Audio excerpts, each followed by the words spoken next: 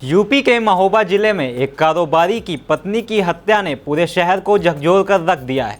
खोया मंडी क्षेत्र में 25 फरवरी को हुई इस वारदात का खुलासा जिस तरह हुआ वह किसी फिल्मी कहानी से कम नहीं है। घटनास्थल पर मिला एक छोटा सा चूड़ी का टुकड़ा पुलिस के लिए वह अहम सुराग साबित हुआ है जिसने हत्यारों तक पहुंचने का रास्ता खोल दिया है। आइए आपको बताते हैं आखिर क्या था पूरा मामला।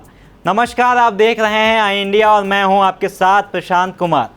मृतका की पहचान किरण पुरवार के रूप में हुई है जो किराना व्यापारी संतोष पुरवार की पत्नी थी।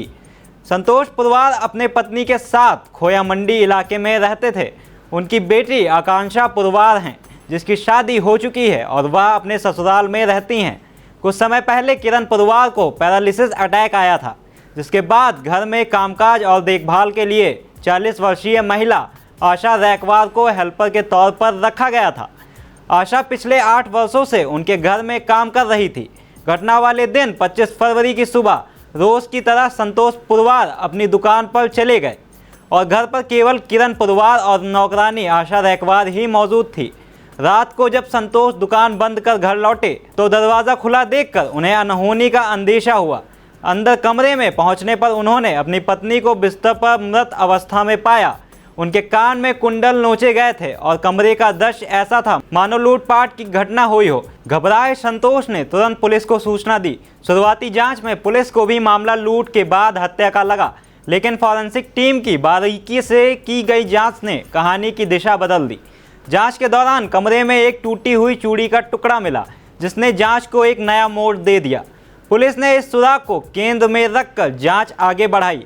शक के आधार पर घर की नौकरानी आशा रैकवार को पूछताछ के लिए बुलाया गया।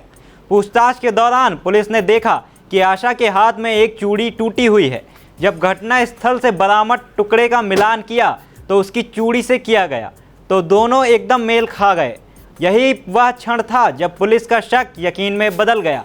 पुलिस द्वारा कड़ाई से पूछने पर आशा रैकवार ने अपना जुर्म कबूल कर लिया।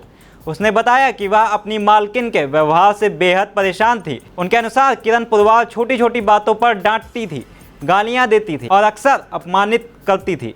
लंबे समय से चल रहे इस तनाव ने उसके मन में बदले की भावना भर दी थी।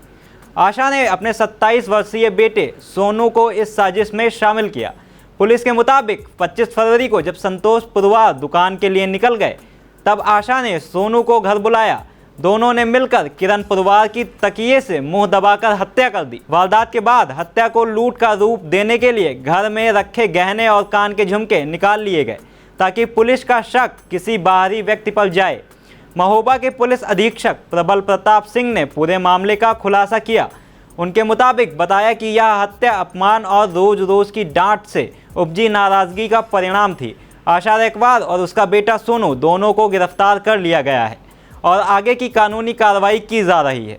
यह घटना न केवल एक जघन्य अपराध की कहानी है बल्कि यह भी दर्शाती है कि घर के भीतर पनपती कटुता और अविश्वास किस तरह भयावह रूप ले सकते हैं। एक मामूली सा चूड़ी का टुकड़ा सच की आवाज़ बन गया और उसने उस साजिश से पर्दा उठा दिया जिसने एक परिवार की खुशियाँ हमेशा के लिए छीन ली।